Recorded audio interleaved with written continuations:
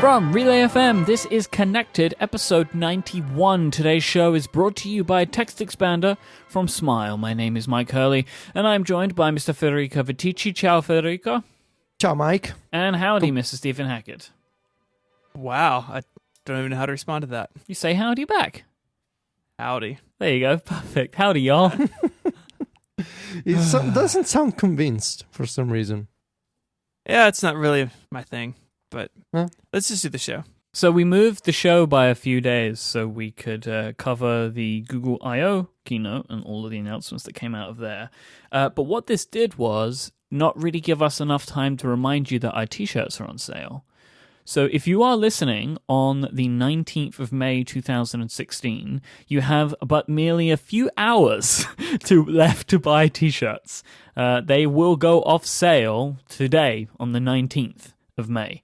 There is a link in our show notes if you want to buy a t-shirt. Thank you to everybody that did. And I hope that you're able to get them. I'm sorry if you can't. You should follow us all on Twitter because we've been tweeting about it. So if you've missed out, then you need to pay more attention to our Twitter timelines. Mike is a good person to follow on Twitter. He has a lot of good tweets. I have a lot of insight, and most of it's spelt incorrectly, so you've got that game to play as well. You have a lot of good tweets and good typos. So it's part informational, part kind of comical. It's basically how I present myself all the time, part information, part entertainment. Yes. You know? Yes. It's what I'm all about. Yes. So it even follows through to my Twitter timeline. Just a very quick piece of follow-up. It's also a piece of follow-out to episode 27 of Under the Radar on Relay FM. You get to hear David Smith and Marco Arment have a great conversation about the benefits of fast app review based on what we were talking about last week. It definitely seems like the fast app review was not a blip. This seems like a new trend. I'm seeing more and more people tweeting about it. I'm having more people tell me about how quickly that their apps are going through review. And this was a good kind of look at what fast app review could do, good and bad, for developers. Spoiler alert, it's more good. Go listen to episode 27 of Under the Radar. We were given the full set of data by app review times, and Graham put together a series of charts for Mac stories, and you can clearly see there's a huge drop lately in app review times, and it's really amazing to look at that, and especially to get to hear from developers saying this is such a huge change. I submit an app at like 10 a.m. in the morning, at 1 p.m. is in review, and at 3 p.m. is approved. Like, that's a major change. Like, it's fundamental, right? Like, it's not just like, this is quicker. This fundamentally changes the way that people can develop applications. Yeah. It is absolutely. A massive step change that, if this is the way it works now, is going to make some big and sweeping changes across iOS development, which is excellent. And I hope that it remains. So we'll see. Initially, I had the concern that maybe Apple was just approving everything and then asking questions later. Like, let's approve everything, and then if something is wrong, we can reject apps at a later stage. But it doesn't seem that way, because I've seen developers say, I submitted an app, but app review got back to me with actual feedback and questions about a feature, or maybe notes about a bug or a crash, and they were able to do so with an actual human being because they were looking at the actual app. So it's not like app review is fast now. And I've seen a few people make this joke. App review is so fast because there's really no one looking at submissions anymore. Apple just approves everything. Doesn't seem to be the case, because they're getting back to developers quickly with questions and notes about crashes and bugs, which I assume can only come from actual reviewers looking at the apps. So that's great news. Definitely seems to be more people. I feel like what they're doing is, I don't know, something along the lines of more intelligent computer, like data-driven acceptance, probably, right? Along with an increase in people. Yeah. It feels like there has to be both of those things, and I don't know how you could do it without both of them. Right? Like, it just feels like that's the only way that they could do this. I wonder if this becomes part of WWDC announcements. I feel like it kind of has to, but we'll see. Yeah, kind of ramping up for WWDC and say, by the way, we've been testing this for Imagine Phil Schiller on stage. I've been testing this for a month, and I really like it. That would be that would be really nice. But yes, I agree. It seems to be the case. We'll see. All right, so we're going to talk about Google I/O today. The Google I/O keynote was yesterday, as we record this. It was Wednesday the 18th. Google had a bunch of stuff, and we're going to talk through some of the things that we find the most interesting. But one of the first points, I think, of note is the venue for Google I/O this year. So a lot of Google I/O is happening kind of in and around Google's campus and the kind of surrounding property. And the I/O keynote was at the Shoreline Amphitheater, which is an outdoor music festival located basically immediately behind Google's campus. So they put I/O on there, and they had like 7,000 people, I think, in the audience. And it looked like a rock concert, which was really weird. Yeah. But I bet it felt really cool. Like, I bet it had a really interesting and exciting feeling to it. I mean, I bet it's gonna WWDC is gonna feel like that too, because they're doing it at a music venue, right? Yes. You know, like the Watch event. The Watch event was at Bill Graham, right? Yes. And it looked strange, right? They had those boxes along the side walls and stuff. It looked like a music venue, but being outside is a whole different thing. The problem that Google probably couldn't have foreseen is that there currently is a heat wave in that part of San Francisco. And I think temperatures were around 90 degrees, and not everybody was in the shade. What's that in actual degrees? I don't know, I think it's like high 30s or something. Let's see. 90 Fahrenheit to Celsius. Hey Siri, what's 90 degrees Fahrenheit in Celsius? I don't understand what you mean. 32 degrees. Okay, thank you, Siri. That's hot. Yeah. That's hot. Quite a bit. Yes. And I saw they gave out sunscreen to attendees at the Google I/O, which they was also had a little pack that came with like a scarf you could put on your head. Mm-hmm. I mean, what are you really? going to do, right? Like, you wanted to do it in a different venue, and it's hot and sunny. Like, you know, I kind of feel like you can't really criticize them so much. It's like, what are you going to do? Like, it's a heat wave. Like, you can't stop that. Well, it's California, so at least you don't have to worry about it raining. But it is interesting, and it's, you know, Apple's run into it too, where like they're just not venues indoors large enough for the people that they need to have in attendance. I mean, what else can you do except go to some big outdoor, you know, stadium like this? So this was an interesting view. Yasmin Evian, who is one of the hosts of Material on Relay FM, she tweeted, outdoors is a fun twist for tech conferences, but standing in the sun for an hour to get into a session is bad.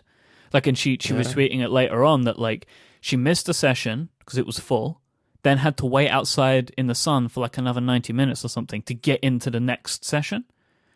Like, that's not great, right? Like, it's like, that's uncomfortable.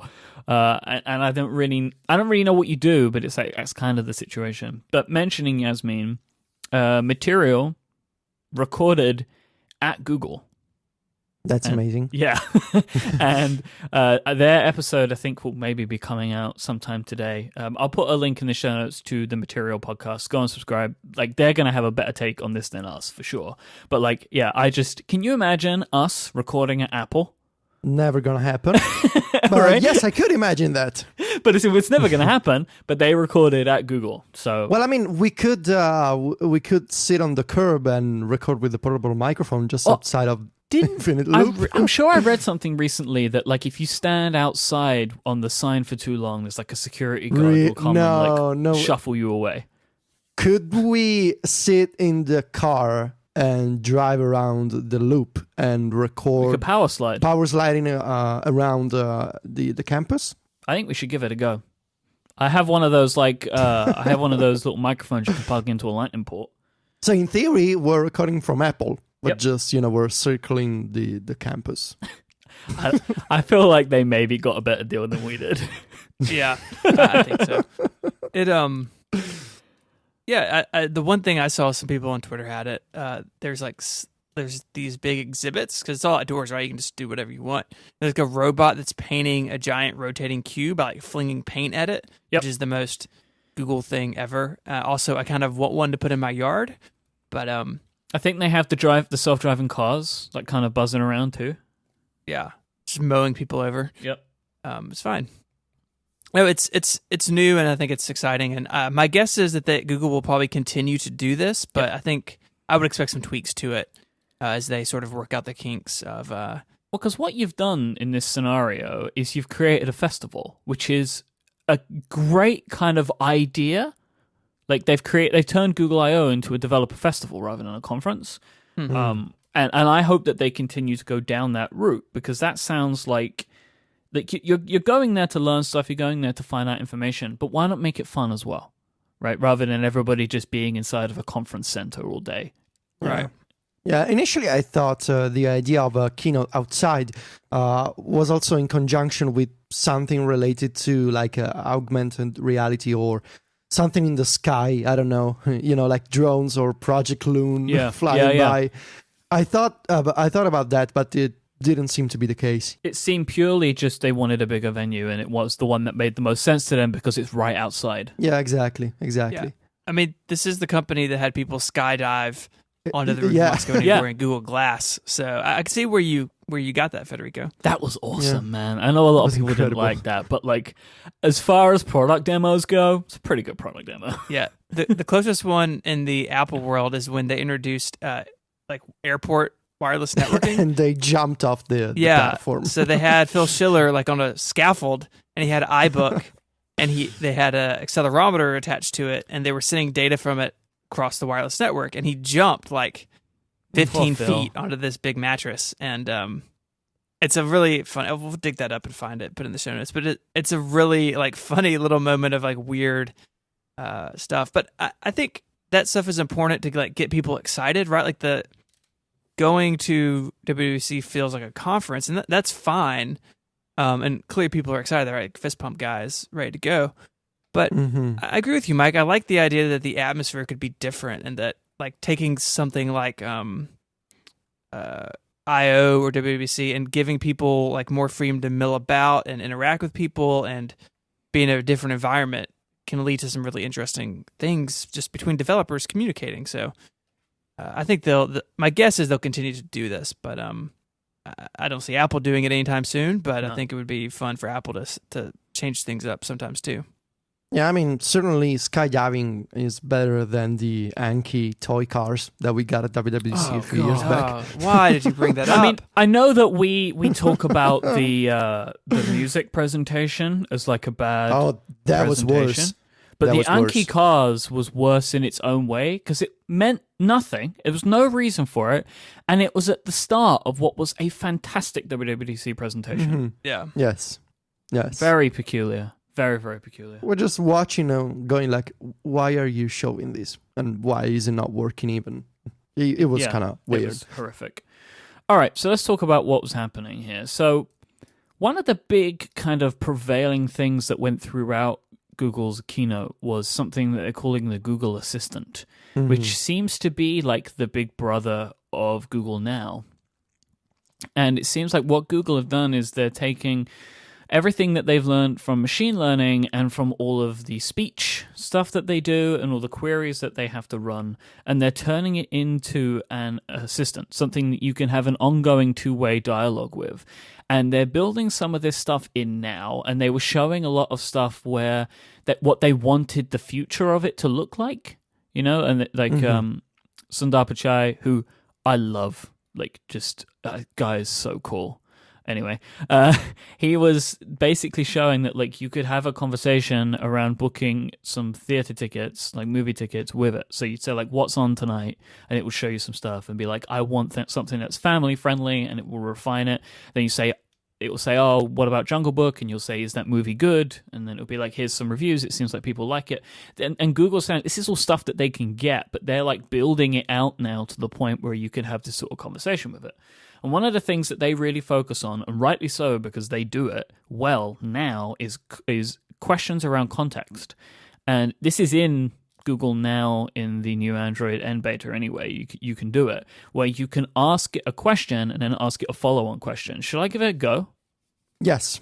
All right, so give me a person, like, hang on, let me try this. Okay, Google, Who is the Prime Minister of the United... Oh, it stopped. Hang on. I am running a beta here. Drac, come on. Okay, Google. Who is the Prime Minister of the United Kingdom? David Cameron is the Prime Minister of United Kingdom. Okay, Google. How old is he? He's 49 years old. That's what they can do. Huh. Yeah. Right Okay. now, I know it was the demo was a bit wonky, but whatever. Like that, the context and the follow-on questions is something Google can understand, because what it was doing was looking at the page. So remember that Google Now on tap thing, where basically it will look at what's on the page and make suggestions to you. That's what I believe it's doing there. Is I have the David Cameron Google page open at that point, and it's seeing who's on the page and understanding the questions. Siri can't do this stuff. Like, No. Follow-on questions just seem to throw it for a loop. Like, you know, like if you set a timer and ask it to stop the timer, it's like, I can set a timer. It's like, no, what are you doing? Like, do you want me to kill you? This is the sort of stuff that Google's able to do, and this is the sort of stuff that they're starting to build. And it seems like eventually this Google Assistant will be with you everywhere. And then the rest of a lot of the following on chunks of the keynote have Google Assistant as a core part of what is going on. No. It seems to me that the Google Assistant is a combination of Google Now, voice search, Google Now on tap. You know, it's a bunch of things taken together using the same technology. But obviously, Google is sort of jumping onto the chatbot trend. It's like the ultimate chatbot, right? Yes, it's like a conversational experience. You can text the Google Assistant in the new, what do you say, Hello? Yeah, Hello app. You can text the assistant, and it seems like they're sort of going after the trend, but when they say we believe we have the best technology and we're ahead of any competitor, I tend to believe that. And it's interesting to me, however, that not even in this case with the Google Assistant, we're not seeing the ability yet to combine multiple commands together. For example, I've always wanted to be able to say, turn off my lights and turn on the coffee maker. It's two different commands. And it seems that any assistant is still not capable of doing that because right now they're focusing on context, which makes sense. Before getting onto multiple commands, you want to nail down the context portion, which I think it makes sense. Still, the demo from Google, from the assistant, is impressive, especially when you consider that they're already working on a developer platform. Interestingly, there's going to be a bunch of partners already working with the Google Assistant and with the Google Home, which we're going to talk about shortly. What do you guys think of Google getting into this space? I thought it was interesting, to kind of see that approach with the assistant and with the Google Home, saying we want to thank the team of Amazon, and we're working on these features. It's so different. I mean, I think it's the natural evolution of Google's technology. Google, say Google Now, is really great and can do a bunch of good stuff, but it is locked away on iOS behind an app, or on Android in a couple different places, but you have to go to it, right? Or if you're on a desktop, you have to go to the browser to go do it. So Google is locked away sort of in its own area. And what this is doing is putting it where you are more directly. So if you have it sitting on your kitchen counter, you just yell at it. Or if you have it in your chat app, you can just talk to it directly. And they are trying to integrate it more kind of out in the real world. And I think that's the Amazon Echo has shown that that's the next step for a lot of this stuff, is that, I can set a timer on my phone or my watch, but I have to interact with them both to do that, right? I have to touch them because I have Ahoy telephone turned off because it only trips when I listen to podcasts.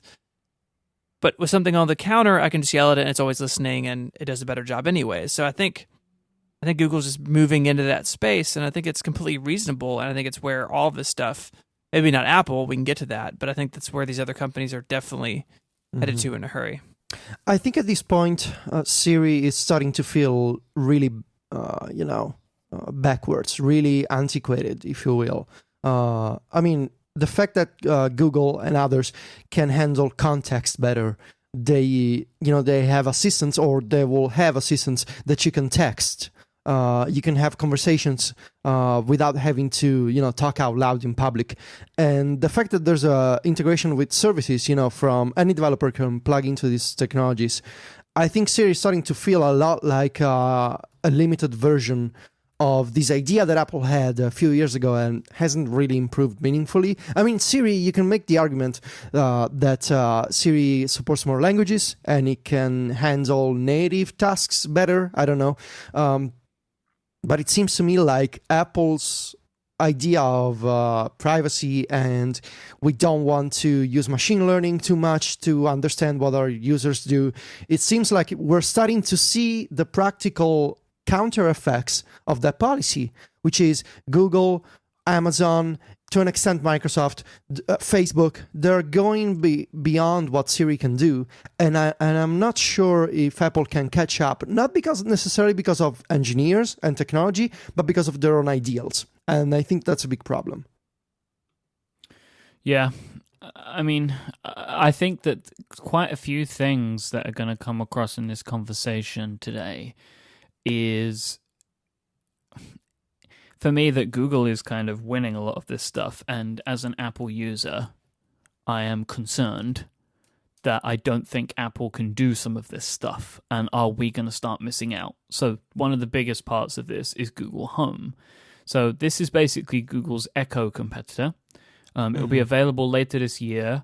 I would expect internationally. And it seems like they may be announcing it now to try and get ahead of any potential competition. They want to show that they're in the game here, right? Yeah. Everything's controlled by voice. It looks, to me, way nicer than the Echo. It's much smaller, and you can customize it. Like you can different finishes and different colors and stuff like that. So I think it looks more akin to something you would have in your house than the Echo does, which looks like this kind of terrifying tube of death speaker. Or something. Yeah, Yes. It's just, it looks, I don't know, the Echo looks super intimidating to me. It looks like the Jeff Bezos version of the Eye of Sauron from the Lord of the Rings. I can see that. Yeah. The Google Home will do a lot of the stuff that you're used to with these types of things, like the Echo. Like it will play music. It will connect with home automation products, including Nest products, of course. There will be an API. They flat out said that they're going to have an API. It will do something that I really like. You can hook it up to Google Chromecasts, so you can like plug Chromecasts and Chromecast audios into devices in your home, and you can say things like play music in the front room, and it will do that. And I think that's super smart. That's something, too, that Amazon seems primed to be able to do if you have the Echo and the Fire TV Stick. And as far as I know, they don't talk to each other. But I can see Amazon being just at the cusp of doing this sort of stuff as well, where you have a smart speaker always listening, and it can control media on other devices. Sonos does a little bit of that, right, with all their connected stuff, but it seems like Amazon could do this as well. They had a demo video that they showed, which was amazing. Like, it was just so good. One of my favorite things is like a lady's getting dressed, she's getting ready for the day, and she just says like, "Okay, Google, I'm listening."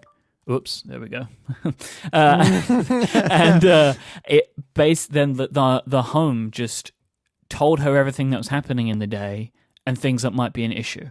So she's like, "Oh, you've got a meeting at this point, but there's traffic on the road. Do you want to do anything?" She's like, "Oh, text Mary and tell her that I'll be late." Like, it was a really good kind of way of doing it. And then obviously they had the cute stuff with the kid asking it questions. But they had like the dad's trying to wake everybody up, and he's like, play music in every room of the house as a way to like wake everyone up.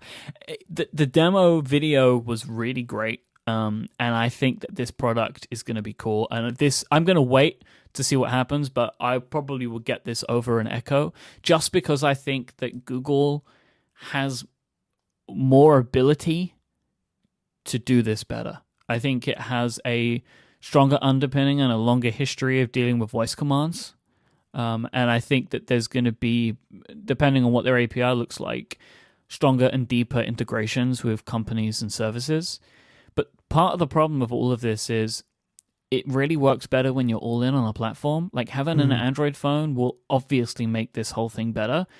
And this is where I start to think that we're going to get left in the dust a little bit as Apple users, because I just can't see Siri Home product. I just don't see it happening. It just doesn't feel like that's something that we're going to see even the next 6 months or so. Like, I just don't see it. I don't know about what you say if, as iPhone users, we're going to miss out. Because, the primary interface of this is going to be voice. And Chromecast, you can buy one and you can configure one from an iOS device. The integration with third-party services doesn't matter if you use an iPhone or an Android phone. You can plug in Spotify, other apps. No, it's a good point. Like, but I just feel like, so there are things like where he asks for something and he's like, can you send that to my phone? And you just know that's not going to be as nice. It's going to be locked inside of a Google app.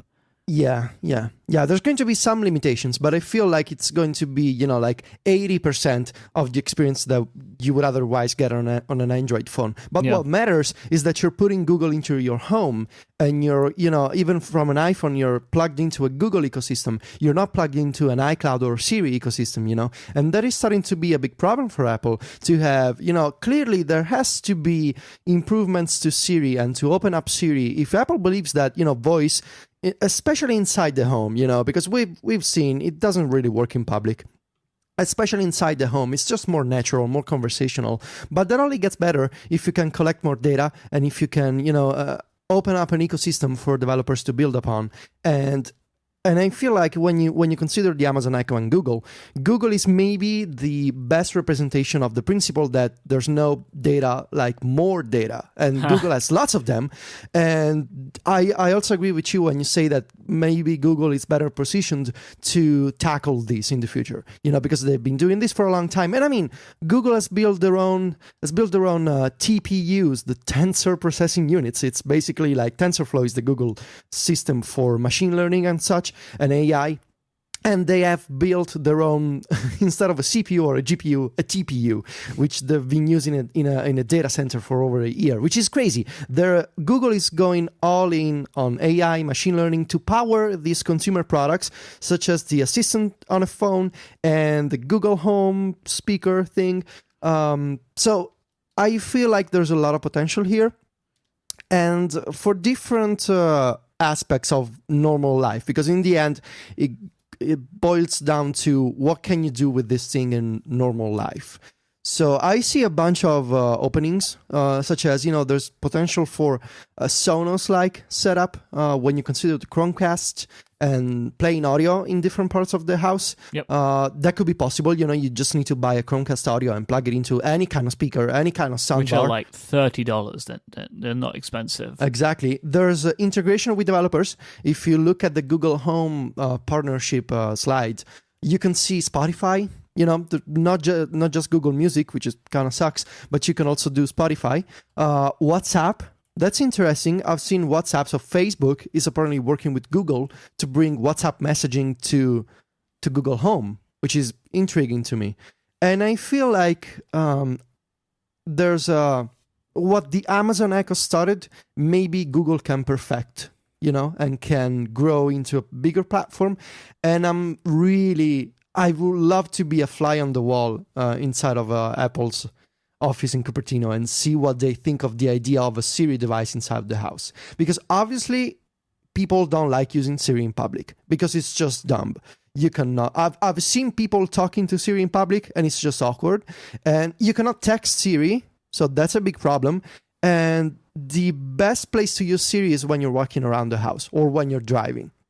But when you're inside the house, what are the chances you're constantly walking with the phone in your hands? I do use my phone inside my house, but, I'm also doing house stuff. And it will really be more convenient to be able to, I'm not saying to yell at Siri, but to kind of talk normally, and anyone can talk and anyone can ask questions. And I think the Amazon Echo and maybe in the future the Google Home, those are the kind of devices that you don't really get until you try them. But once you do, now I'm primarily talking out of experience with the Amazon Echo, once you do, they really click and they make sense. At least that's what happened to me.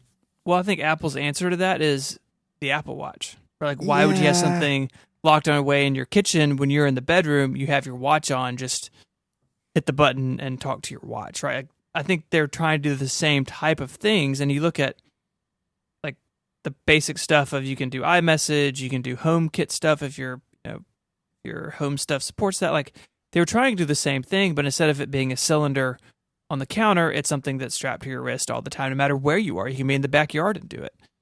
I don't know which one is right. I know between my Apple Watch and my Echo that I use the Echo way more, especially for voice stuff. So maybe the cylinder speaker design works better for me at least, but I think Apple's already kind of putting Siri everywhere we are, just in a different way.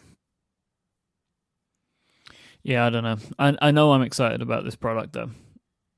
Like I don't feel like. I just don't feel like the Apple Watch is going to be the product that can do something that this can, and it's like based on like microphone technology, you know.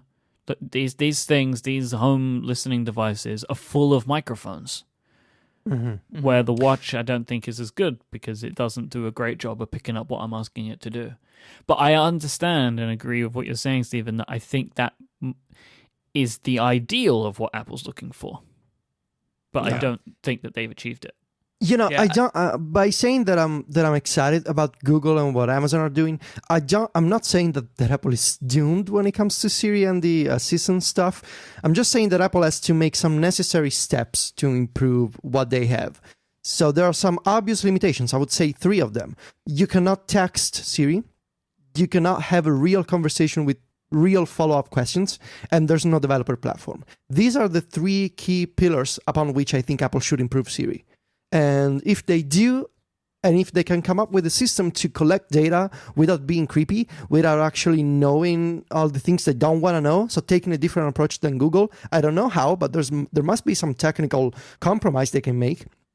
I think they have a chance. Because especially, you know, on iOS, there can be a different approach. iOS has a richer app ecosystem, and Siri on iOS could have a richer app integration than, you know, Amazon can only talk to web services, and Google doesn't have the same rich native app ecosystem as iOS. So Apple can take a different approach, but there's some fundamentals that they need to improve. And I think those 3 key features are what I like to see for Siri at WWDC. But I don't know. Yeah, and I think, I mean, you touched on it a second ago, but the philosophical difference between the 2 companies has never been clearer to me when looking at this sort of stuff. And I mean, all 3 of us use Google services. Our business runs on the back of Google apps. Like, I've got no problem with Google's supposed privacy. My whole photo library is in Google Photos. Like, I'm a Google user.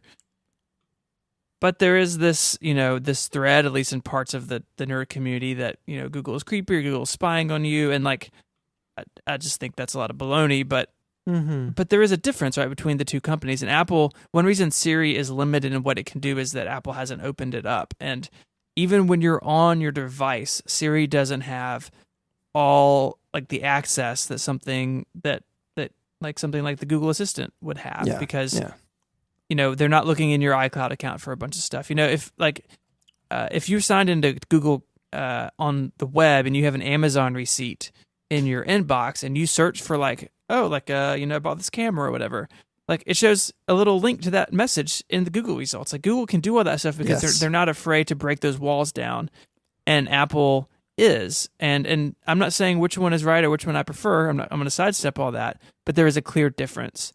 And for something like an assistant that knows everything about your digital life, who can do everything a real assistant can do, right? They can handle messaging, they can handle invitations to your calendar and sending notices to people, all that stuff, that requires a level of access that Apple doesn't grant itself to its user data. And so how could Siri ever catch up? How could a Siri Home Assistant or Siri being better in iOS? It just can't do that stuff because of those boundaries. And that is something that if that's the decision that Apple stands by, and there's no reason to believe they're going to change their mind on that, then we as iOS users and as people in the Apple ecosystem just need to understand that there's some things out there that we can't use. You know, like I use Gmail for my personal email address, but all my contacts and calendars are in iCloud because I share a lot of stuff with my family members. And that just means that I can't tell the Echo to add something to my Google Calendar because my calendar is in iCloud. And you just have to know where those boundaries are. And if you're living in a mixed platform environment, knowing that you're going to hit broken things because of decisions made from like a political and philosophical level. Ultimately, it comes down to trading convenience and utility for an idea, and you gotta choose. There's Google people. Let's call it Google people. They believe in convenience and utility, and I can see why. Because when I open the Google app, and on the front page there's a little box that tells me, your Amazon Echo has shipped and your Nintendo game is on the way, because they look into my email inbox and because they parse that and they show me a photo and they show me a tracking link and they save me time. I can say, okay, that's convenient, that's useful. But there's Apple people that say, we don't want to look at your stuff. We don't want to do any smart processing. We don't want your data. And so it's two different camps. And personally, when I see what can be done with Google and when I see what cannot be done with Siri, I'm kind of, I say, I miss this stuff. And I use the Google app on iOS, but it's still a limited experience. Now, iOS has a stronger app ecosystem. The kind of innovation that you see on the App Store for the iPhone, for the iPad, and even to an extent for the Apple Watch, I'm going to say. I don't think you can get that on Android. And I think Apple has a real opportunity to integrate Siri with apps. Maybe there can be some local processing they can do. And I believe they do that for proactive recommendations, which are not great. But maybe there's a way to build upon that. And I think Apple has a real chance to leverage all these amazing apps on iOS and to improve Siri in ways that are not creepy, to work with developers and to say, we can make our own assistant, we can make it different, and it can still be useful, And if you want, you can still use the Google apps on iOS, and you can still get 70%, 80% of the advantages of the benefits of Android. And you can get it on iOS because there's Google can make iOS apps. So I don't know what's it gonna be, I would like to see those basic improvements to Siri. And I feel like at this point, we're seeing the direction the industry is going for the next few years. So AI, machine learning, having text conversations with bots, having assistants inside the house, virtual reality, but that's another topic. I feel like these are going to be the next, I know as Steve Jobs said, the next horses you want to bet on. The technologies that are on the rise. So it'll be interesting to see what Apple does. But today, even if you look at something like Gboard, the Google keyboard, the auto corrections are way better than the Apple keyboard. And that's because they use machine learning. But, the compromise, it's a custom keyboard. It doesn't really work well on iOS. So that's where we're at today. All right. This wasn't all that Google announced. They announced some other interesting stuff and some other weird stuff. But let's take a break to thank Smile for sponsoring this week's episode. And I want to talk to you about the new text expander, which is simply indispensable. Imagine never having to type the same email address, that chunk of code, the slogan that you use, marketing copy, directions, frequently used phrases, or anything. Just anything that you type. Imagine never having to type that data more than one time. With Text Expander, you can store anything as a snippet and activate them by a shortcut that you create. So for example, I quite frequently need to put dates on things, but I need to put them in the US date format, which sometimes just escapes my brain. So I type UUSD and the US date format of the current date will pop up onto my screen.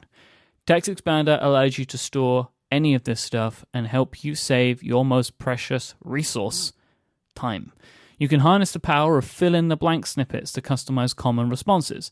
Let's say that you have an email that you send quite frequently, but you need to change the name of the recipient. Maybe you need to paste in some additional information. You can do this with Text Expander. I do this quite a lot. I send out some emails to people where I just need to change a couple of things. So I have some drop downs that I can choose from.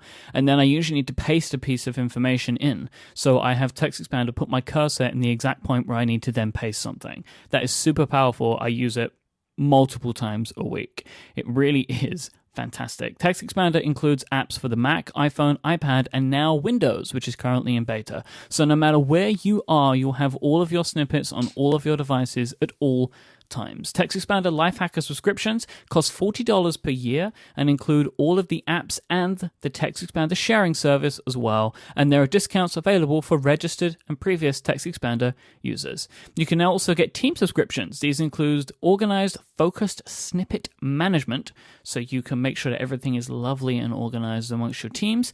You can have detailed access control, consolidated billing, and so much more. Boost your productivity and learn more at smilesoftware.com/connected. Thank you so much to Smile for their support of this show. All right, so Google also announced a new messaging app, which I don't think anybody expected, called Allo, which I love the name, right? Hello. That's how I should call it, but won't. So this was something else that they announced, which was surprising, I think. I don't think that anybody was really expecting that this was something that we were going to see from them, another messaging app, especially when this isn't replacing anything. Actually, in the MacStories Slack the day before, our credit to Jake, he said, I believe Google is going to do some messaging and music stuff. And sure enough, we saw the speaker and we saw the messaging app. So, some people saw it coming, but it's probably just Jake. So, congratulations, Jake. I think the idea of them creating a messaging service that doesn't replace and just is in conjunction with a messaging service that they already had is a very peculiar thing. Like 6 of them at this point. How many does Google have? I think they'll have 2 now once this comes out. So the way that Google is presenting this is a smart messaging service that has all of the richness of Google within inside your Messenger application. It has stickers, it has emojis, it has something called Whisper Shout, where I thought this was kind of cute. Most people think this is ridiculous. So you can type something into the text field and you can hold on to the send button and you can increase the text size or decrease the text size by moving your finger up and down. So it's like, imagine you want to shout something or whisper something. I think this was kind of cute. I kind of liked it. I think it's really good interaction. I saw people making fun of it. They're like, oh, it's just a text size. Yes, but the way that you rethink it on a mobile device, that's what makes sense. And I think it's really well done. Instead of being like desktop controls for font sizes, which is what these people were making fun of, it's a slider and it makes it bigger or smaller. It's a really fun interaction from a design perspective.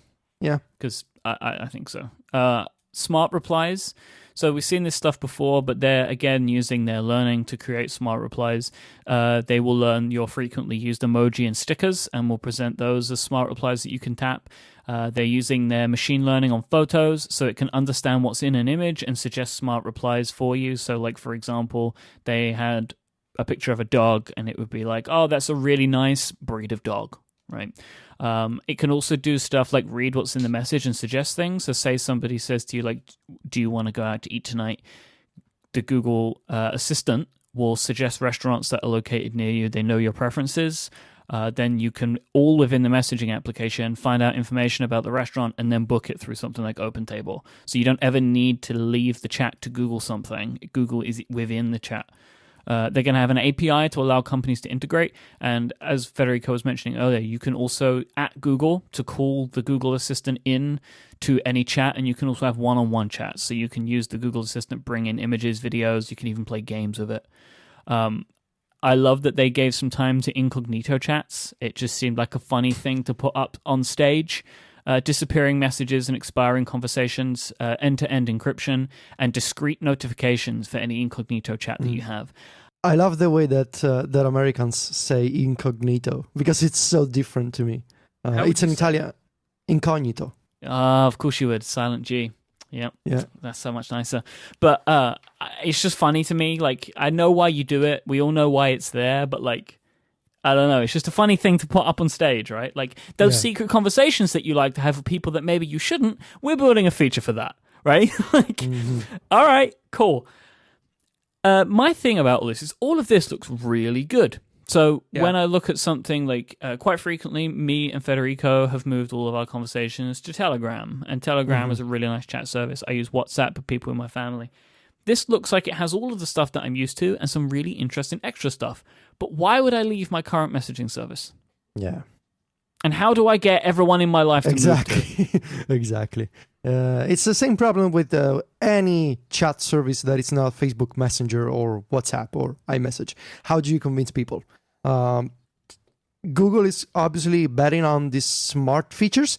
I don't know if those are enough to explain to people and to show them the benefit. And it looks really good to me from a design perspective, from a technology perspective, but I do get the feeling that it's one of those, I call them Silicon Valley features. It's these people live the perfect lives, and they text each other about restaurants, and they can look up restaurants nearby, and they can book reservations with OpenTable, and they can book an Uber, and they can go around and use all of these smart services and apps. Real life is kind of messier than that outside of Silicon Valley, and even in Rome. I wouldn't imagine I would say 70% of these features, they wouldn't be possible in Italy right now. So how do you explain to people that you should switch to this service? Because in theory, it looks great. The demo looks great. You can see all these integrations, but does it really work in the real world? I don't know. Is that enough to convince people to switch because of smart replies and suggested stickers and emoji, and because it tells you that it's a really cute dog? I mean, by the way, all dogs are cute, I think. So anyway, I think it looks fantastic. I'm just not sure if in practice it's enough to get people to move over. Yeah, I agree with you. In a perfect world, these things look great, but maybe it works really well. I mean, I know how often I will be talking to somebody and then go Google something, right? I will go and Google something, look for an answer for something during the conversation. It'd be nice if I didn't do that. You just keep it on the one application. They are using phone numbers for sign up. Something like WhatsApp and Telegram does. I wonder how that's going to work. And it's going to be cross-platform iOS and Android. I wonder if they're going to do, some services like WhatsApp, they're very much locked into the device that you're on. I wonder if they're going to have an iPad application that you can use as well. That will be key for them to do that. Okay, you sign in with your phone number, but you should still be able to get the messages wherever you want to get them. So we'll see how that turns out. I mean, that's one of the things that creates iMessage lock-in, right? That I can be on my iPad or my Mac or my phone and just talk to people. Yeah. I don't have to worry about where I left off on another device. But I agree with you guys. I mean, the cost of switching is the problem with all of these messaging apps, and maybe Google will solve some of these problems and it'll show up on the web and show up other places. I mean, this is clearly step one, but the most curious thing to me is like we talked about with the platform services thing with the Google Home. We're starting to see that now in messaging stuff. So are we going to live in a world where if I need to do something, I need to be in Facebook Messenger, or I'm talking with you over here and I can't look up this piece of information, becoming increasingly fragmented, even in something like chat apps seems problematic and kind of a pain to keep up with. But I'm not super convinced that I want, and not Google, I mean, I'll say this with Facebook as well, that I want robots in my chat to go do things for me. I've not been proven, it's not been proven to me that utility is worth it yet. Mm-hmm. But a lot of people are betting big on this, right? Microsoft's doing it in Skype. Lots of people are doing bots. That's the thing all of a sudden. So I guess we can thank Slack, right? Guess. It seems to be where it started. Yeah. Along with Allo is a video calling app called Duo. Mm-hmm. Duo is also Android and iOS and will be when they both come out in the summer. There's a few things that Google are focusing on here. Performing well on bad networks is something that they're really trying to focus on. They have something called Knock Knock, which I think is interesting. Yeah. So this is a feature where when the video call is coming in, before you answer it, you see the person. So you can see what they're doing, you can see where they are. I think that this is kind of nice. And the way that they're setting up, and they have a cute video for it, of course, but the thinking for me is video calls are still really weird to receive. If I receive a video call from someone, I'm a little bit like, why are they calling me on video right now? Did they do this by accident? What's happening? If you can see someone is in a specific location, you can see that someone's with their child and they want to say, hey, they show stuff there's a girl who's showing her engagement ring, right? if you can kind of get a bit of context as to why the video call is coming in, I think it takes away some of the barriers of making the calls, because you, as a person initiating the call as well, are able to give context before the person has to commit to showing their own face. I actually think that this helps break down the barrier a little bit. I think it's a really nice feature. I think it's very nice. I think it makes sense to kind of flip it the other way around. And also from a technical standpoint, it seems like the implementation is solid. Like you see the preview, then you swipe up, and it's like there's no transition. It's seamless, going from the live preview to the actual video calling. But there's just one point that I want to make, and that is with the current implementation of something like FaceTime, when you receive a video call, the big preview on the screen goes to the front camera, and it shows your face usually before you take the video call. And I think Apple does that, and I think other companies do that, because it's sort of like looking in the mirror before taking the video call, so you can see how you look before you respond. Yeah, that's a good point. Yeah.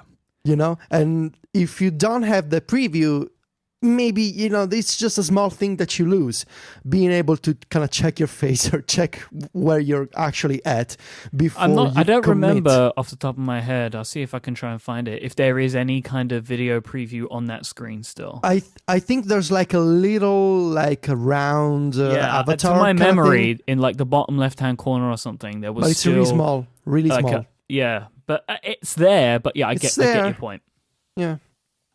I think there's a counterpoint to all of that is my phone is on my desk, and I have someone sitting at my desk, or I'm in a meeting and my phone's out, and someone wants to video chat with me in a way that I don't want shared. Yeah. Then you just look over at my phone, Federico's sitting next to me, and you look over and Mike is naked on my phone. But the thing is, I understand what you're saying, but does he do that? Maybe. It puts someone else in charge of what shows up on my display, and that is a little weird. Yeah, yes, I understand that, but I feel like in most scenarios, that if someone's going to call you with something that you wouldn't want the world to see, most of the time someone's going to check with you before they make that call. Yeah, exactly. Hey, can I video call you? Yeah, right. Because I know what you're thinking of, right? Like if we just say like interesting times, we'll call it for the time being. If someone is calling you for interesting times, I would assume in most scenarios somebody is going to either know like not to call you at 2:00 in the afternoon on a work day. They're just gonna text you beforehand, and will probably just clear with you in the first scenario that interesting times are able to occur within the current parameters of location. Oh yeah, no, I'm sure, but it's just something to consider. And I had the thought, and it was kind of mean, so I kind of feel bad for even sharing it, that like maybe people working on this, like, that didn't even cross their mind. Like, there's lots of upside to it. If the same company is also talking about creating incognito chats with discrete notifications, they're thinking about interesting times. Yeah, but so it's just something to consider. My guess is maybe there'll be a toggle if people don't want it there, but I think it is an ingenious solution to the awkward problem of video calling. Yeah. There's trade-offs, and this is one of them. Steven has a point. He says, I don't want other people to decide what goes up on my screen. So there should probably be a toggle, You know what? It would be better if you have an Apple device, because it won't be able to show up on your screen. You'll get a notification first, right? So on Android, I assume, being Android, there's going to be an option when I'm at the office, change how Duo works. You make a joke, but yeah, probably. There's going to be some way to do that. The cross-platformness, though, right? Mm-hmm. That's huge. Yeah. I mean, Skype exists. There's one begins with a V exists. But the idea of, I can't remember the name, but like the idea of a... Wait, what did you say? One that begins with a V? There is a video calling service that begins with a V that I can't remember the name of. But there is one that exists, but I can't remember. Let's see. Google video calling with the V. Yeah, that's not going to help you. But anyway, I think something that is probably going to be installed on everybody else's device that's not an Apple user, right? Like, that's a good thing. Like, it's there. All you then need to do is download it. There isn't something on the other end. You can't download the Android FaceTime app. Still waiting for that open source protocol to come that Steve promised.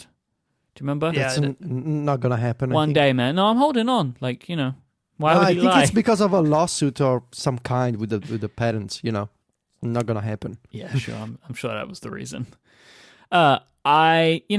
We'll see what happens here. It's more messaging services. That's the problem for me when it comes to Google. They do these services. They look good initially, then they launch them. People don't switch. They forget about them. They leave them on the App Store for years and months, and they don't receive updates. And eventually, the world forgets about them, and they unveil a new one. That's what they've done in the past. Google Chat, Hangouts, Google Plus. What's the name? Messenger. They've done like 4 or 5 of them at this point. I don't have a lot of faith. And again, it's just, even setting aside Google's track record, it's just a problem of practicality, of convincing people. Why should I switch from WhatsApp and Facebook and Messenger and, these other iMessage, for example?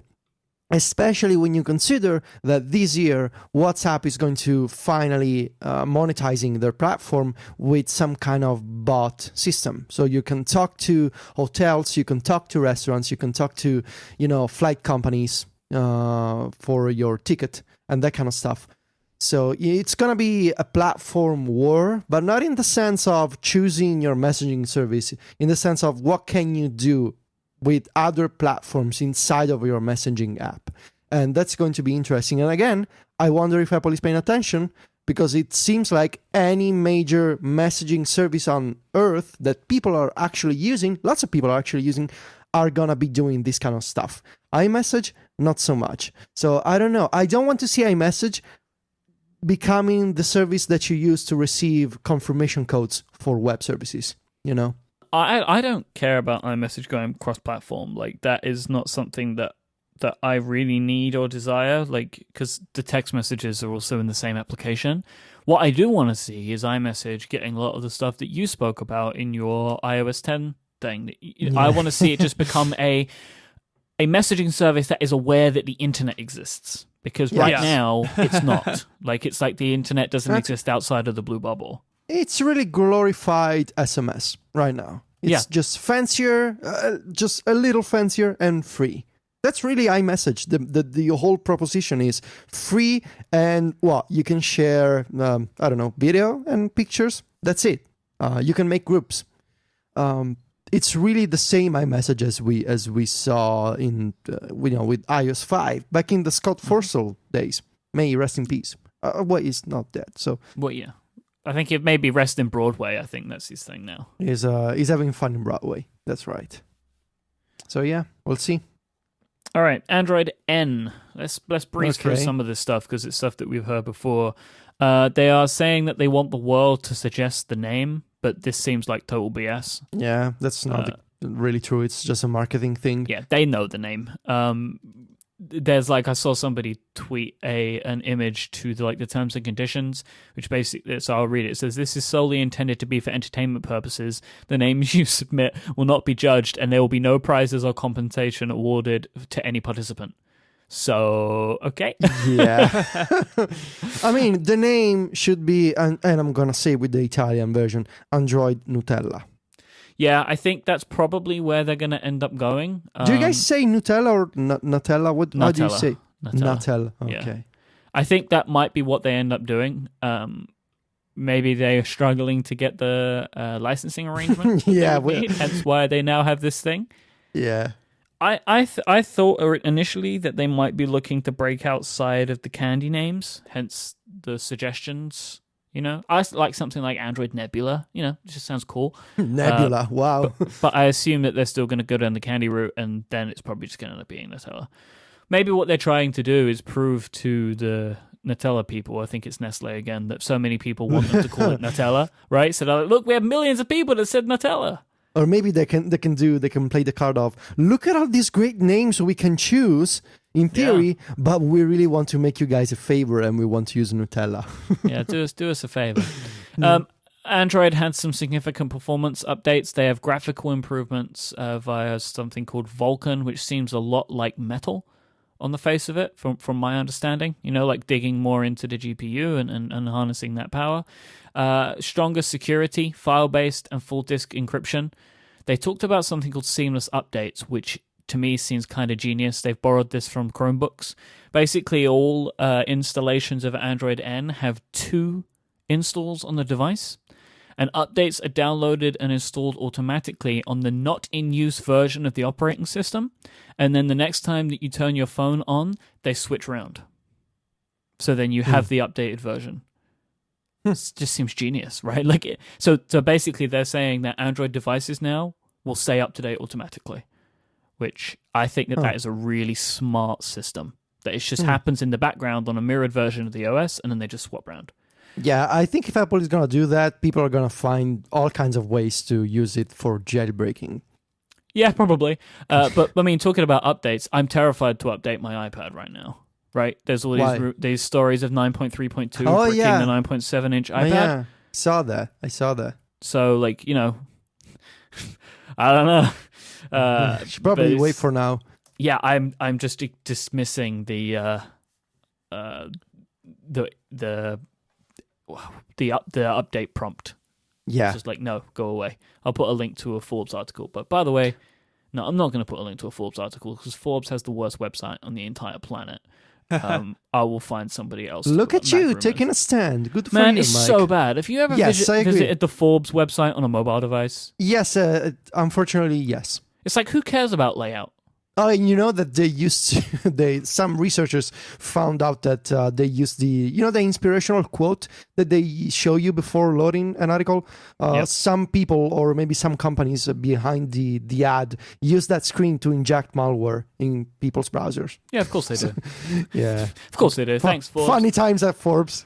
Anyhow, so I think that's really cool. They have some productivity enhancements. So I quite like this one. They remove infrequently used apps from the multitasking tray automatically, so you don't have an infinite list.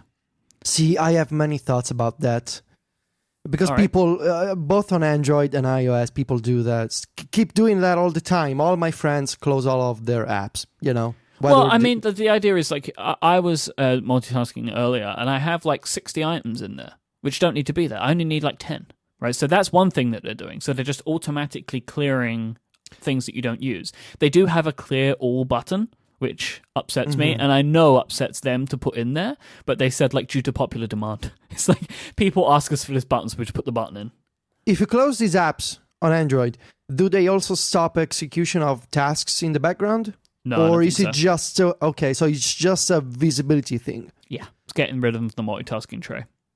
When you do that on iOS, you also stop the background refresh, I think, which is the problem that people say you shouldn't force quit your apps on iOS, and you shouldn't every time close the app. But I do get why it's important to have that feature, because so many times apps have bugs, and the only way to get them to work again is to force quit them and start them up again. And so I don't think Apple will ever remove the ability to force quit apps. And I see people say, Apple should just disable people from doing that. And that's never going to happen. No. It's never, ever going to happen, because people need to be able to force quit software. But I say, I like the idea of having that tray cleared up a little bit. Yeah, I see that. It makes sense. Maybe it's time to, just make it a visibility thing on iOS also, and not necessarily tied to background stuff.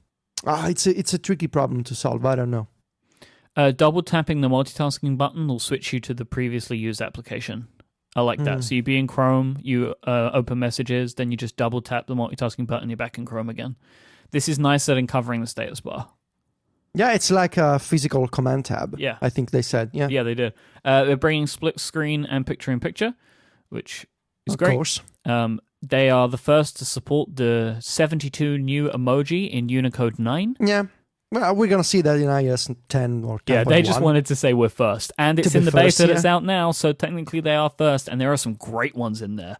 Yeah. I was sending them in our Slack today that nobody could see because I have my Android device, like avocado, bacon, whiskey in a jar. They have a shrugging person. That's some great emoji in there. Oh, shrugging person? Yeah, it's a shrugging person. That's going to be the best one this year. You use it all day, every day. Yeah. They have improved notifications with quick replies and easy access to settings, which are quite like you can hold on the notification and say, stop telling me about this application for a while. It's kind of cool. Oh, nice. That should be nice. a 3D touch feature on Yeah. iOS. I agree completely. Well, there should be a 3D touch to clear all notifications, but hey-ho.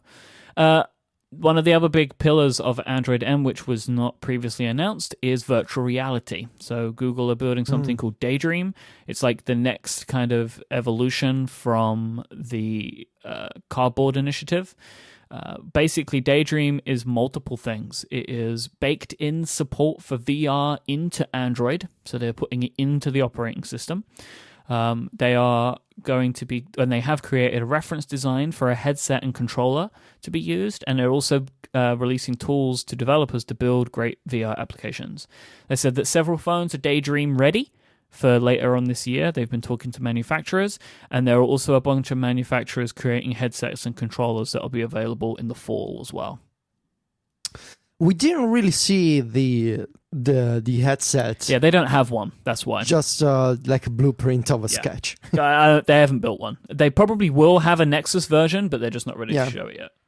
We've talked on our other show, Mike Remaster, about VR and how I believe that eventually all VR is going to be mobile. And I think this shows that Google is also thinking this way, that the screen of the phone that you use every day, so in the future, this is the idea. In the future, the computer is going to be the phone. So from people in the 80s, people in the 90s, the computer was the thing at the desk. People from, the 20 years from now, the computer is going to be the phone. And the phone, it can be the device that you carry around and that you look at, and it's also the device for virtual reality. That's the idea. Well, when you think about it, right, it's way easier to say to somebody, buy this headset and controller for $50 or whatever, then make sure you have a computer that can run this or a PlayStation and then spend another $400 or $700 on the headset. Yeah. This is why mobile VR is probably going to win out this initial run.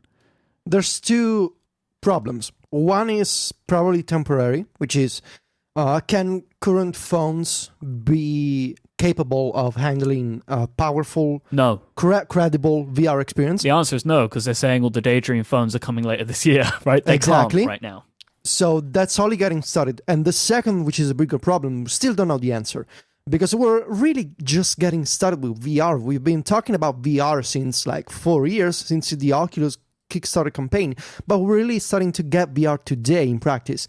The biggest problem, which we still don't know the answer for, is VR socially acceptable? Is it going to be a thing, or is it going to be, a fad and we're going to forget about it? I mean, it's possible, it's cool today, but it's like if somebody came up with the idea of a crazy technology, like I don't know, like a flying car, and it's totally cool, it's possible, but you're gonna look like a dork, or there's a risk of dying. Just because it's possible doesn't mean that it's gonna take off. That's my idea of VR is possible. Maybe it's great today. Are we sure it's gonna take off? It's gonna be accepted by people, and it's gonna be normal in the future? We still don't know. No idea. Yeah, will we get over the social awkwardness of a screen on our face? We don't know yet. But all I know is the very limited experience I've had with VR is I want it all in my life, right? Like I want it because it's amazing. So I still don't know. See, you tried the Oculus, I still haven't. I'm looking forward to having, I hope, the PlayStation VR demo units at the GameStop here in Rome, maybe sometime in the next few months. That's what I'm hoping to get. It's or crazy maybe stuff. when I'm in San Francisco, someone... So this is an open call to our listeners, friends of the show.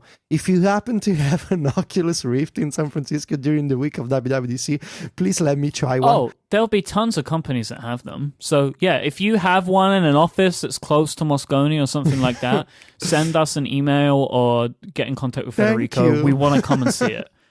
Really, Federico wants to try one. Thank you. I would really appreciate that. And again, we can exchange, we can trade. You let me try the Oculus and I buy you coffee. Yeah, I think someone's gonna. They're gonna be there. So we just need to find the place. Okay. Awesome. Android Wear 2.0 was the next part. So something I didn't know, but there was a limitation between what custom watch faces and custom complications could be paired together. That's now been taken away. All custom watch faces can show custom complications. That's great. It's weird that it couldn't do that, but you know what? I wish I could get custom watch faces. So, like, bit of swings and roundabouts. You can... One thing that I really like, you can get a message and you can draw with your finger a response. I know it's kind of ridiculous, but sometimes... I don't really get it. Sometimes you could be out in the street and you don't want to talk into your watch.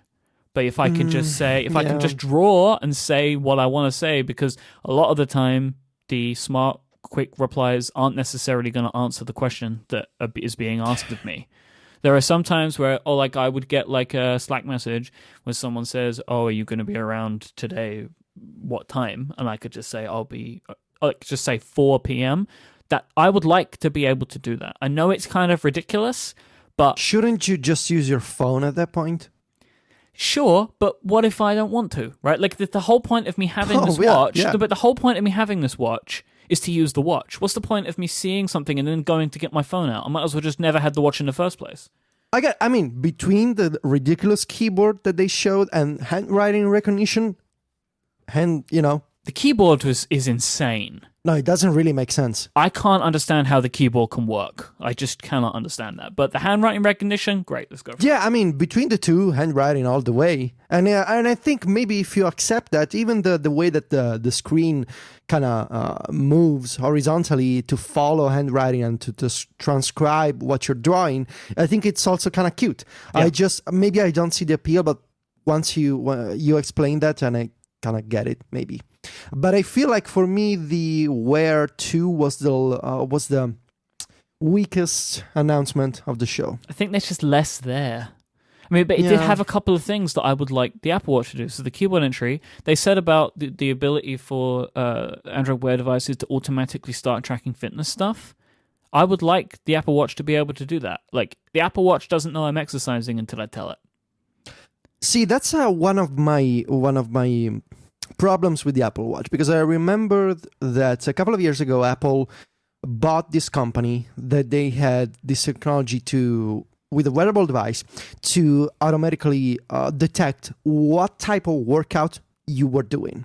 And I had big hopes for the Apple Watch to have this feature, which is you don't have to go to the workout app and to say, look, I'm about to do, running, or I'm about to do whatever it is people do at the gym. It's just the watch recognizes what you're doing. And I really wanted to have that. And maybe in the future, but automatic workout recognition, that's, I think it's a really great feature for a wearable device, because it's just natural, It's like having a personal trainer with you that says, look, I see you're doing that, good job. Instead, it's a wearable device that you have on your wrist, and it tells you, you don't have to open an app and say what you're about to do. I can just keep track of that automatically. Mm-hmm. I think that's really smart. I think this should happen with the Watch 2 in the future. There's also a lot of stuff about decoupling the watch. So apps on Android Wear 2.0. See, I think this was big, but they didn't spend enough time on it. The apps can be standalone. They can run on a device. They're able to connect to Wi-Fi, Bluetooth, and cellular where it's supported on their own and do their own stuff. That's what we all want with watchOS, and Android Wear 2 has got it. Maybe we're going to get it in watchOS 3. I think we will, but I think that they basically just ran through this section, and I expect there's actually a lot more interesting stuff in there than they gave away, because they had something pretty big and weird to get to.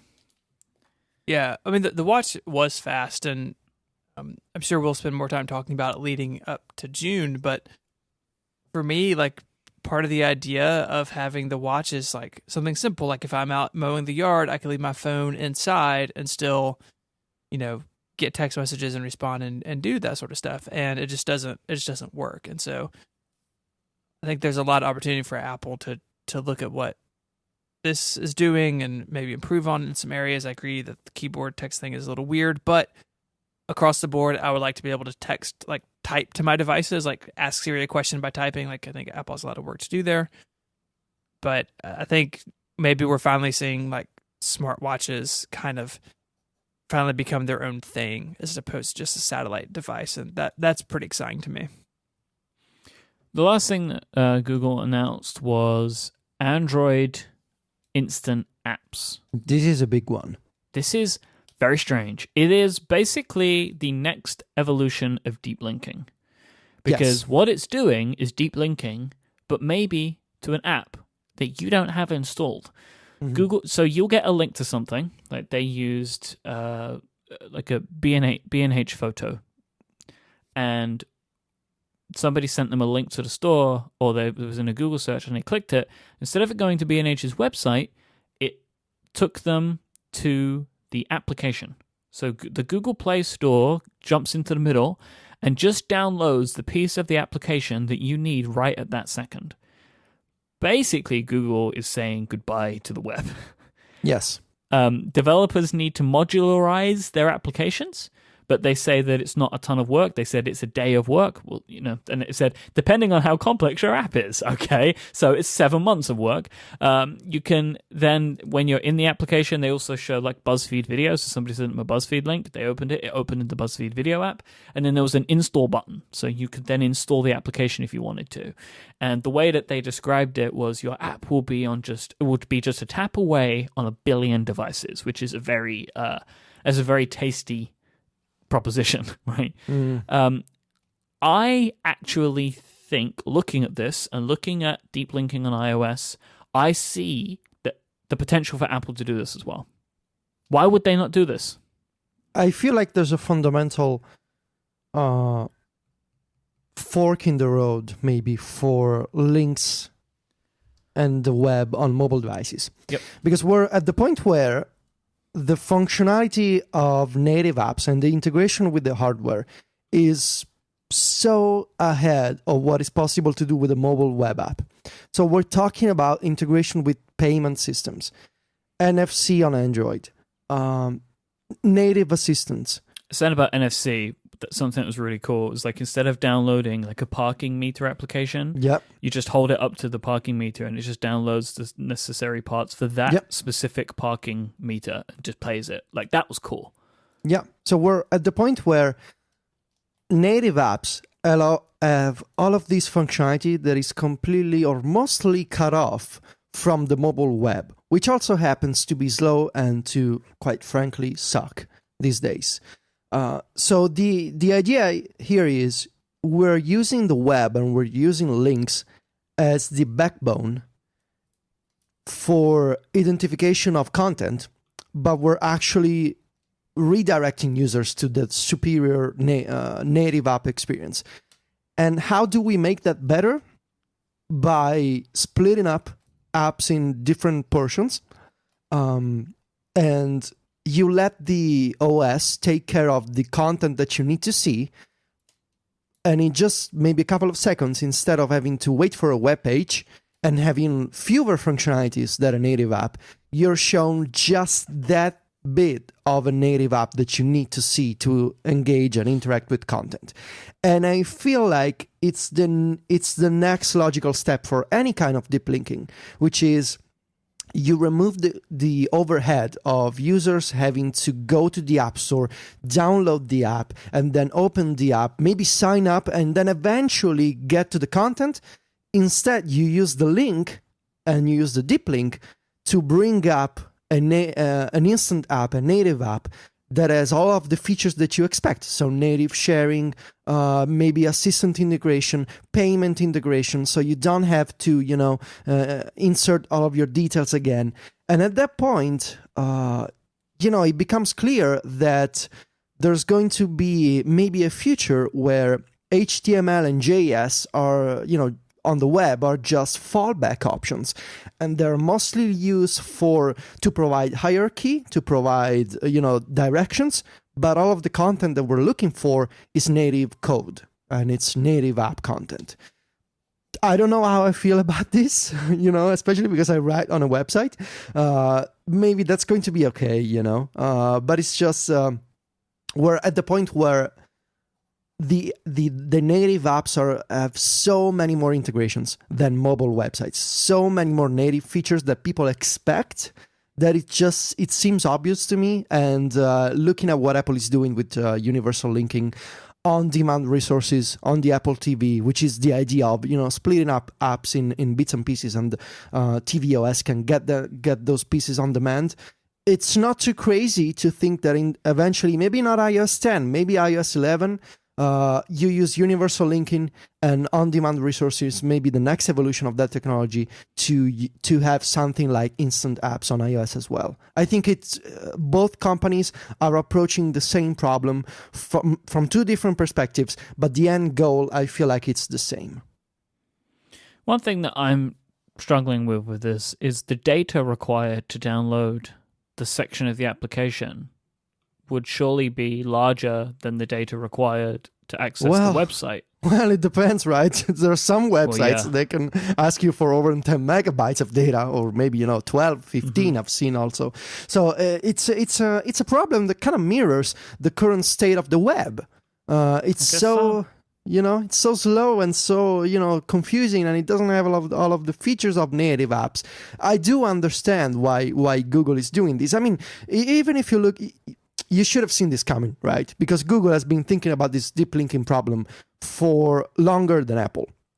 They've done in the past, that feature where you look up something on Google search, like a recipe, and you're given a Google Play result, and you click that, and in a bunch of steps, you're taken to a newly installed app and into that content. That is sort of the ancestor of instant apps on Android. But I feel like Apple has starting at least to get all of the pieces of the same puzzle together, because there's just an advantage of tapping a link and being taken into a native app instead of a website. For as great as Safari is on iOS, I buy the argument that sometimes universal links can be annoying because you actually want to be in the browser, but in most cases I do like the fact that I tap on a link to a tweet and I'm taken into the Twitter app, or I tap a link to Spotify and I'm taken into the Spotify app instead of the web preview. I do like that, and maybe there should be a way to make it easier for people to be shown this content. Honestly, if done well, with respect to to bandwidth, to data, to letting people choose what they want to do, letting developers choose what they want to do, I don't see any disadvantages. If only setting aside the philosophical problem maybe that web links should always go to a website, but I feel like we're past that stage, and the ship has sailed, metaphorically. I don't get that argument. Like, web links should go to a website. Like, web links should go to wherever the owner of that web link wants it to go. Yeah. That's the way I look at it, right? Like, if Twitter decides they want it to go to their app, great. If they don't, they just don't implement it. Yeah, they own the website. Yes. Stephen, so take it up to Twitter. Do you disagree with that? I feel like if anyone's going to disagree with that, it might be you. Yes. I do disagree with that to a degree. I think that there should be some limit of some type of user control there, that I can, choose to some degree what I want to happen when I tap on a link. Because the worst thing, we've all done this, is you tap on a link because you need it to be in one place or the other, and it does like the wrong thing. And on iOS, there's no recourse for that. Like, I guess I can uninstall the Twitter app so it stops doing it. But I think that there should be some sort of options built around that. And I think that if this is where we're headed, and definitely seems that that's the case to a degree, that there should be some sort of expectation set around what developers should do with that and how they should be handled. And a lot of times we see like universal links, these deep links, like acting in unexpected ways sometimes. And of course, the big one is people will throw one up to like launch the App Store as like part of spam type stuff. And like that, there should be some preventative measures there to keep it from being abused. But I like the open web. I'm not particularly in love with the philosophical argument that we should all be moved into silo apps. But I cannot argue with your point that it is markedly a better experience, especially when it comes to payment, right? Like those examples they used, for the most part, were around payment, where I feel like if I can be in an app and use Apple Pay, then that is inherently more secure than, giving a website my credit card number. Yep. Yeah. And I don't think Apple's going to open Apple Pay to the web in a way that would be useful. So there are trade-offs there, but I would hope for some sort of middle ground as far as expectations and control.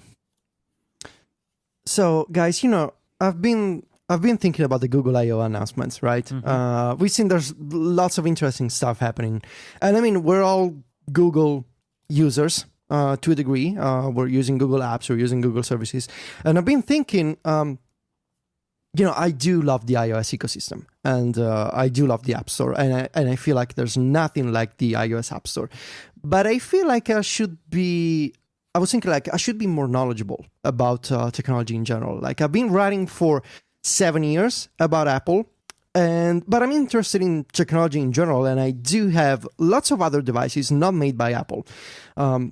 So I was thinking last night, like there's especially ahead of my iOS 10 review this year. Like I was thinking I should do more to know more about what's going on outside of the Apple ecosystem. And so I've done something last night, and I bought an Android phone.